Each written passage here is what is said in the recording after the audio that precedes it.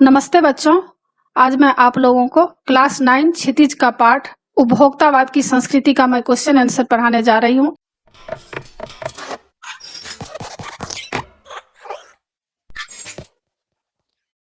बच्चों, क्लास 9 और क्लास 10 क्षितिज, कृतिका, स्पर्श, संचयन, इन सभी पुस्तकों के सारे चैप्टर्स का इम्पोर्टेंट क्वेश्चन एंड आंसर का पीडीएफ को डाउनलोड करने के लिए और क्लास 9 और क्लास 10 का टेक्स्ट बुक का पीडीएफ फाइल डाउनलोड करने के लिए आप इस वीडियो के डिस्क्रिप्शन में दिए गए प्रोसेस को फॉलो करके आसानी से पीडीएफ फाइल डाउनलोड कर सकते हैं। अगर आपके पास टेक्स्ट बुक और इम्पोर्टेंट नोट्स नहीं है तो आप इस पीडीएफ फाइल को डाउनलोड करके आसानी से पढ़ाई कर सकते हैं और अच्छे मार्क्स ला सकते हैं। इससे पहले भी मैं इसका फुल एक्सप्लेनेशन भी बनाई हूँ, समरी भी बनाई हूँ और क्लास 9 क्लास 10 का लगभग मैं सारा वीडियो बना चुकी हूँ। स्पर्श, संचयन, कृतिका सबका मैं बना चुकी हूँ। उसको देखने के लिए आप ऊपर दिए गए आई बटन पर क्लिक करके देख सकते हैं या नीचे दिए गए डिस्क्रिप्शन बॉक्स में भी देख सकते हैं या प्लेलिस्ट में जाकर आप देख सकते हैं। और अभी मैं आप लोगों को उपभोक्तावाद की संस्कृति का प्रश्न उत्तर पढ़ाने जा रही हूँ। यह लिखित रूप में है। ऐसे तो मैं मौखिक रूप में पढ़ा चुकी हूँ, लेकिन लिखित रूप में रहेगा तो आप लोगों को पाठ को समझने में आसानी होगा और एग्जाम में अच्छी तरह से आप लोग इसको पढ़कर मार्क्स ला सकते हैं। तो इसलिए मैं सोची कि चलो मैं लिखकर ही आप लोगों को समझा दूं। तो पहला प्रश्न है, लेखक के अनुसार जीवन में सुख से क्या अभिप्राय है? तो इसका उत्तर है, लेखक के अनुसार जीवन में सुख का अभिप्राय केवल उपभोग सुख नहीं है, अन्य प्रकार के मानसिक, शारीरिक और सूक्ष्म आराम भी सुख कहलाते हैं, परंतु आजकल लोग केवल उपभोग सुख को सुख मानने लगे हैं। दूसरा प्रश्न, आज की उपभोक्तावादी संस्कृति हमारे दैनिक जीवन को किस प्रकार प्रभावित कर रही है, अथवा उपभोक्तावादी संस्कृति के क्या दुष्परिणाम सामने आ रहे हैं, अथवा उपभोक्तावादी संस्कृति से हमें क्या नुकसान हुए हैं? तो इसका उत्तर है, आज की उपभोक्तावादी संस्कृति हमारे दैनिक जीवन को पूरी तरह प्रभावित कर रही है। हम वही खाते पीते और पहनते ओढ़ते हैं जो आज के विज्ञापन कहते हैं। उपभोक्तावादी संस्कृति के कारण हम धीरे धीरे उपभोगों के दास बनते जा रहे हैं। हम अपनी जरूरतों को अनावश्यक रूप से बढ़ाते जा रहे हैं। कई लोग तो केवल दिखावे के लिए महंगी घड़ियां, कंप्यूटर आदि खरीद रहे हैं। प्रतिष्ठा के नाम पर हम 5 सितारा संस्कृति के गुलाम होते जा रहे हैं। इस संस्कृति का सबसे बुरा प्रभाव हमारे सामाजिक सरोकारों पर पड़ रहा है। हमारे सामाजिक संबंध घटते जा रहे हैं, मन में अशांति और आक्रोश बढ़ रहे हैं, विकास का लक्ष्य दूर होता जा रहा है, हम जीवन के विशाल लक्ष्य से भटक रहे हैं, सारी मर्यादाएं और नैतिकताएं टूट रही है, मनुष्य स्वार्थ केंद्रित होते जा रहा है। नंबर 3 प्रश्न, लेखक ने उपभोक्तावादी संस्कृति को हमारे समाज के लिए चुनौती क्यों कहा है, अथवा उपभोक्तावादी संस्कृति के विषय में गांधी जी के क्या विचार थे?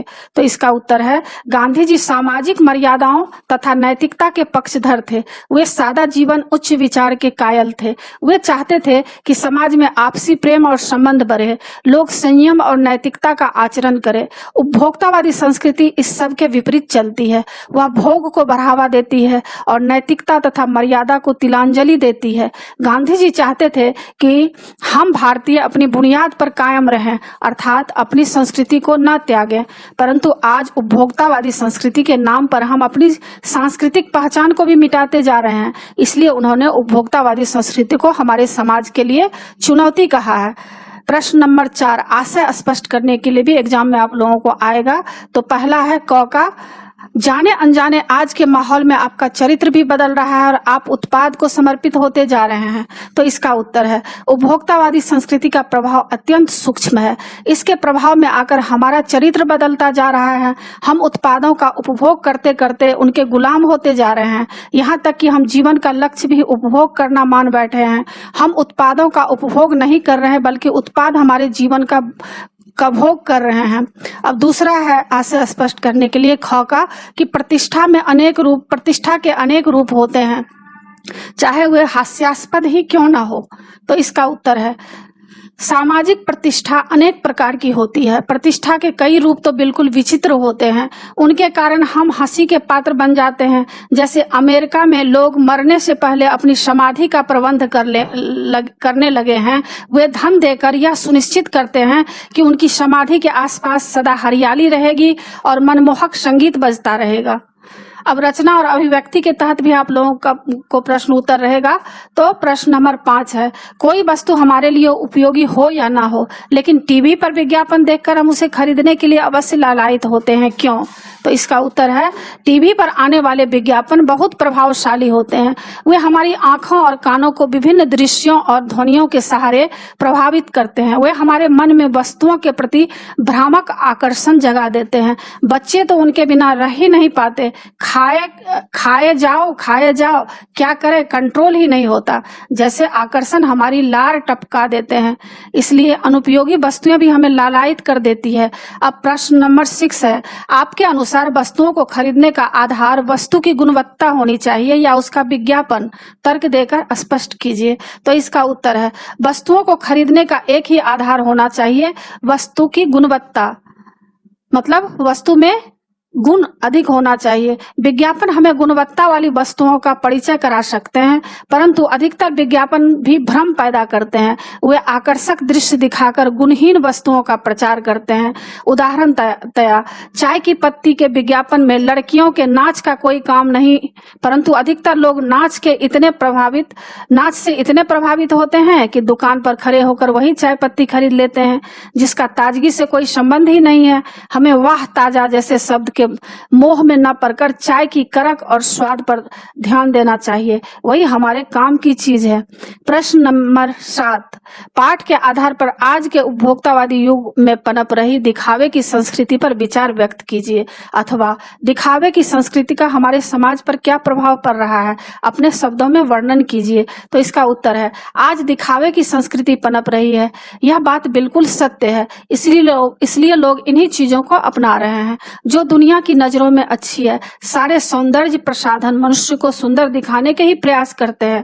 पहले यह दिखावा औरतों में होता था, आजकल पुरुष भी इस दौर में आगे बढ़ रहे हैं। नए नए परिधान और फैशन वाले वस्त्र दिखावे की संस्कृति को ही बढ़ावा दे रहे हैं। आजकल लोग समय देखने के लिए घड़ी नहीं खरीदते, बल्कि अपनी हैसियत दिखाने के लिए हजारों क्या लाखों रुपए की घड़ी पहनते हैं। आज हर चीज 5 सितारा संस्कृति की हो गई है।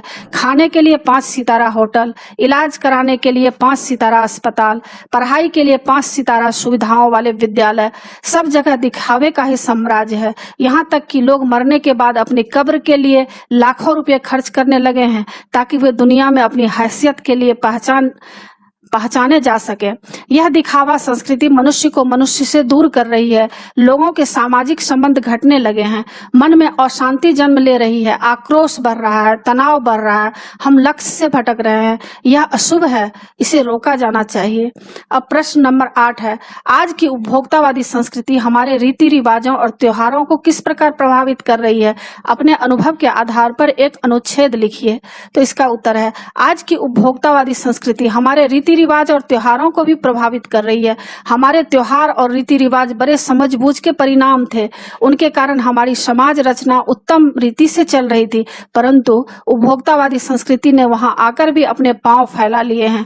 परिणाम स्वरूप त्योहार अपने लक्ष्य से भटक गए हैं। दीपावली में साफ सफाई और घी के दीपकों का अपना महत्व है। इस बहाने वर्षा ऋतु के बाद पैदा होने वाली गंदगी और कीटाणु नष्ट होते हैं। घर के लोग अपने हाथ से दिए सजाते हैं, उनमें तेल भरते हैं, फिर उन्हें जलाए रखने का प्रयास करते हैं। इस बहाने वे त्योहार में लीन होते हैं, वे समाज की परंपराओं के साथ समरस होते हैं। परंतु आज उपभोक्तावादी संस्कृति ने बिजली के कृत्रिम बल्बों की लड़ियां पैदा कर दी है।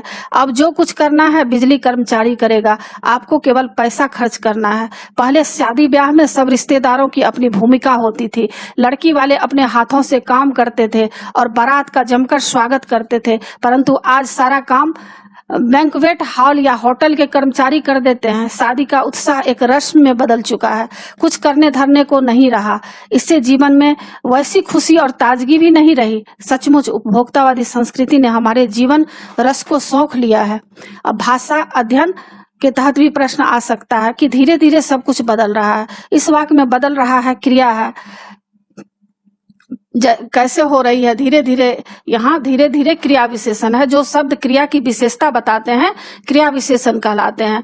जहाँ वाक्य में हमें पता चलता है कि क्रिया कैसे, कब, कितनी और कहाँ हो रही है, वहाँ वह शब्द क्रिया विशेषण कहलाते हैं। क का ऊपर दिए गए उदाहरण को ध्यान में रखते हुए क्रिया विशेषण से युक्त 5 वाक्य पाठ में से छांट कर लिखिए। तो आप लिख सकते हैं उत्तर में कि धीरे धीरे सब कुछ बदल रहा है, तो ब्रैकेट में दीजिएगा कि धीरे धीरे रीतिवाचक क्रिया विशेषण सब कुछ परिणाम क्रिया विशेषण। दूसरा, आपको लुभाने की जी तोड़ कोशिश में निरंतर लगी रहती है, तो ब्रैकेट में निरंतर रीतिवाचक क्रिया विशेषण। तीसरा, सामंती संस्कृति के तत्व भारत में पहले भी रहे हैं, तो ब्रैकेट में पहले कालवाचक क्रिया विशेषण है।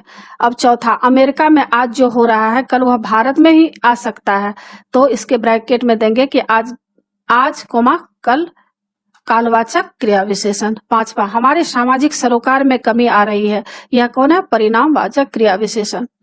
ख का है धीरे धीरे, जोर से, लगातार, हमेशा, आजकल, कम, ज्यादा, यहाँ, उधर, बाहर, इन क्रिया विशेषण शब्दों का प्रयोग करते हुए वाक्य बनाइए। तो आप वाक्य देख सकते हैं किस तरह है। धीरे धीरे का आप वाक्य बनाइएगा कि भ्रष्टाचार की बीमारी धीरे धीरे पूरे भारत में फैल चुकी है। जोर से, जैसे अचानक यहाँ जोर से विस्फोट हुआ। लगातार, कल से लगातार वर्षा हो रही है। हमेशा, चोरी और बेईमानी हमेशा नहीं चलती। आजकल विज्ञापनों का प्रचलन और भी जोर पकड़ता जा रहा है। आजकल, कम, भारत में अनपढ़ों की संख्या कम होती जा रही है। ज्यादा, उत्तर प्रदेश में अपराधों की संख्या पंजाब से ज्यादा है।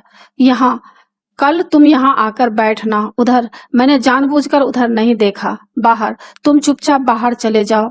गौ का है नीचे दिए गए वाक्यों में से क्रिया विशेषण और विशेषण शब्द छांटकर अलग कीजिए। तो यह आप अलग कर सकते हैं इस तरह से। तो आशा है आप लोगों को पाठ समझ में आ गया होगा, और अगर अच्छा लगे तो जरूर सब्सक्राइब कीजिएगा। सब्सक्राइब के बगल में बेल आइकन बटन है, उसे क्लिक कीजिएगा और लाइक कीजिएगा, शेयर जरूर कीजिएगा और कमेंट्स कीजिएगा कि आपको यह पाठ कैसा लगा। नए पाठ के साथ फिर मैं मिलूंगी। धन्यवाद बच्चों।